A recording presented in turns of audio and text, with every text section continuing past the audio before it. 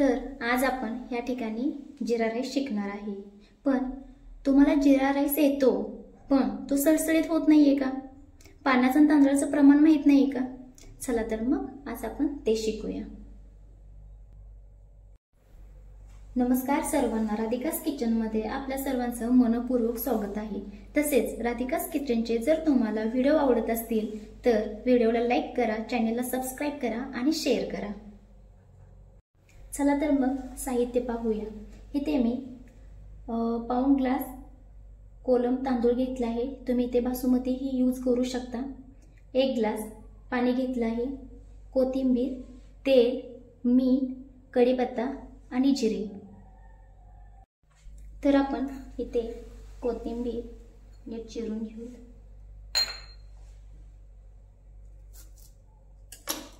बारीक अशी चिरून घ्यायची कोथिंबीर।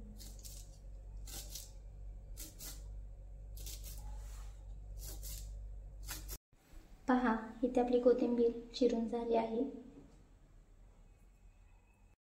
आता आपण इथे तांदूळ धुवून घ्यायचा आहे।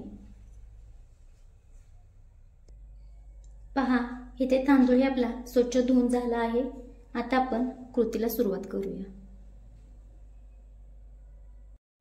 चला तर मग आता गॅस ऑन करून घेऊया।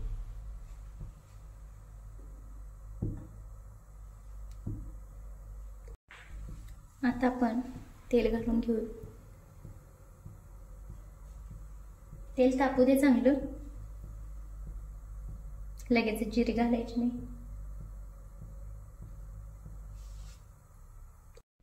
तर आता जिरे टाकून घ्यायचे।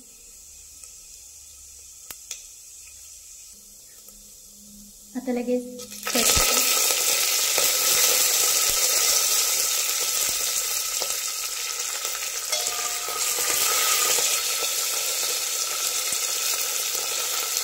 कोथिंबीर,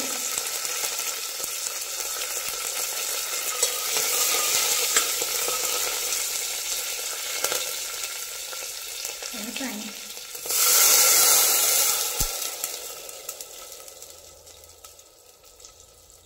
पाण्यामध्ये मीठ।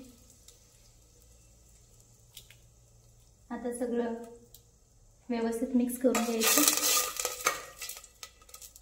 आणि आता फ्लेम वाढवायची, हाय फ्लेम ठेवायची। हाय फ्लेम वरती एक उकळी काढून घ्यायची।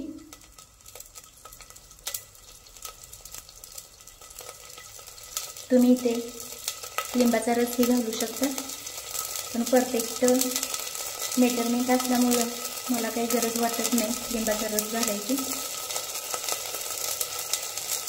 पहा, उकळे आले आहेत। आता ह्याच्यामध्ये सगळे तांदूळ घालून घ्यायचे।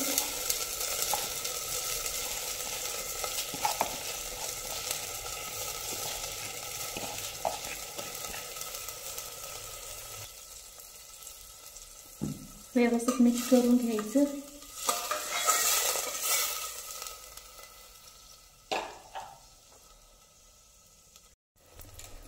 पहा, आता आपण इथे कुकरला झाकण लावून घेऊ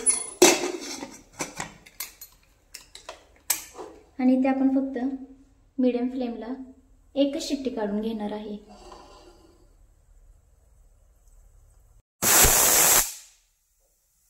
पहा, इथे आपली एक शिट्टी झाली आहे करून। आता आपण हा कुकर असंच बंद करून ठेवायचा आहे आणि 15 ते 20 मिनिटांचे झाकण खोलायचं नाही आपण। तर आता आपण इथे 15 मिनिटांनी पहा,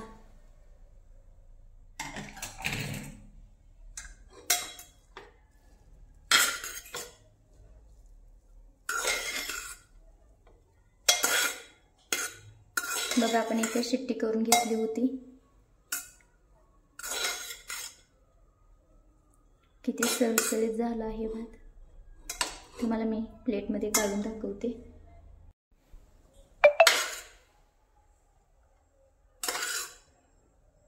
पहा, किती सुंदर झालेला आहे हॉटेल स्टाईल जिरा राईस।